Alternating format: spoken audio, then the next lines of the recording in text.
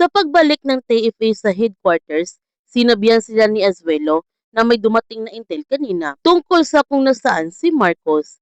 Ngunit nagdududa silang lahat na baka isang patibong ito, maliban lamang kay Jalil na handa itong sumugal. At nagtanong nito si Jalil kung sinong sumama sa kanya. At silang lahat naman ay gustong sumama kay Jalil upang iligtas si Marcos. Nagtanong nito si Andre kung nasaan si Felix.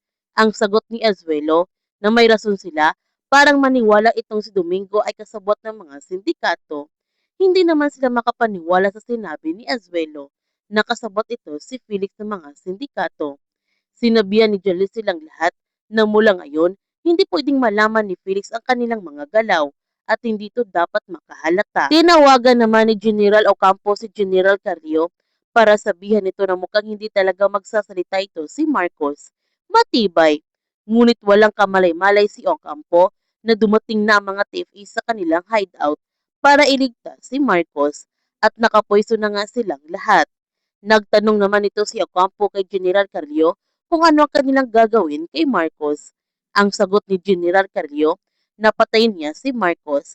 Ayaw sana ni General Carrillo na mamatay si Marcos dahil hindi pa nila alam kung anong sinabi sa kanya ni Ahmad at hindi pa nila alam kung sino mga kasabot ni Ahmad. Pero matigas si Marcos kaya kailangan nila itong patayin. Kaya papatayin na nga ni Ocampo si Marcos pero bigla na lamang may mga putok na baril sa labas at ipinaalam sa kanya ng kanyang tauhan na sinusugod na sila ng TFE.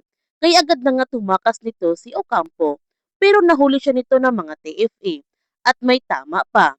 Gumising si Marcos dahil ginigising siya nito ni Gabriel at sa pagmulat ng kanyang mga mata, nakita niya si Jalil sa kanyang harapan. Agad kinuha ni Jalil si Marcos para makalis na sila sa loob ng building. Hindi naman makakalakad ng maayos si Marcos dahil sa matinding pag-torture na ginawa nila ni Solaris. At habang inalalaya ni Jalil si Marcos, unti-unti na nga bumabalik ang kanyang alaala at naguguluhan siya nito kung siya ba si Gabriel dahil hindi pa malinaw sa kanyang isipan ang kanyang mga alaala. At agad nga nila isinugod si Marcos sa ospital at ginamot agad ito ni Dr. Teresa kanyang anak. Sobrang masaya naman si Azuelo nung ibinalita sa kanya ni Jalil na ligtas na si Marcos at agad niya ito ipinalam sa mga agent sa loob ng headquarters. Mga ilang sandali, dumating na mga TFE sa headquarters na dala nila si Ocampo at hindi makapaniwala si Azuelo na kasabwat pala si Major General Ocampo ng mga sindikato. Samantala, nung nakita ni Jalil si Dr. Teresa, naalala nga niya na ginagamot ni Dr. Teresa ang kanyang mga sugat noong bata pa siya. Nagpapasalamat naman ito si Dr. Teresa kay Jalil na tinupad nito ang kanyang pangako na ibinalik sa kanya ang kanyang anak. Sinabihan ni Jalil si Dr. Teresa na walang anuman.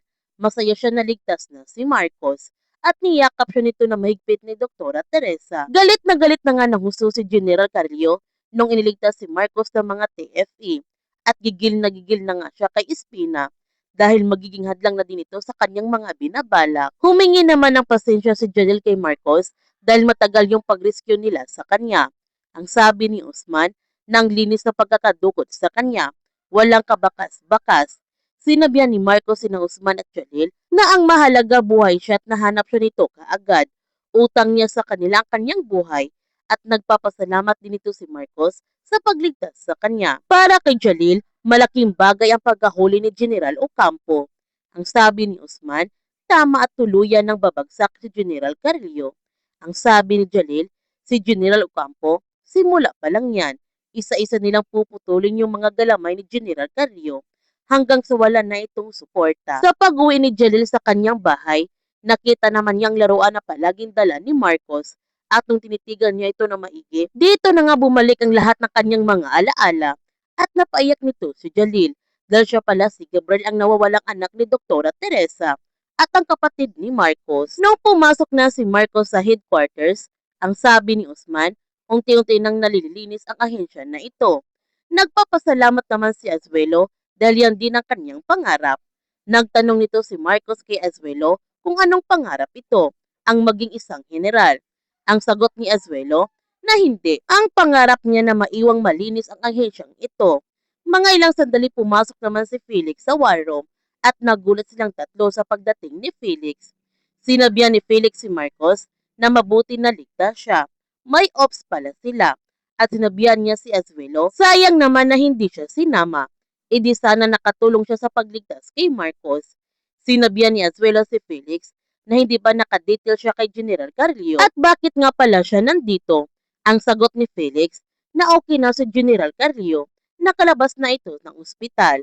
Upang hindi maghinala si Felix, nagpapasalamat naman si Marcos dito sa kanyang pag-alala sa kanya. Pero sa paglabas ni Felix sa war room, naghihinala na nga siya nito na nagdududa na ang kanyang mga kasamahan sa kanya at kinakailangan na niyang isa-isahin ang kanyang mga kaaway. Habang si Ocampo, hindi nga ito nagsasalita kung sino ang kanyang mga kasabwat at kung ano ang dahilan kung bakit nila kinidnap si Marcos. Kailan matatapos ang kasamaan ni General Carrillo? Yan ang ating abangan sa nalalapit ng pagtatapos ng The Vlad vs. Jyoti.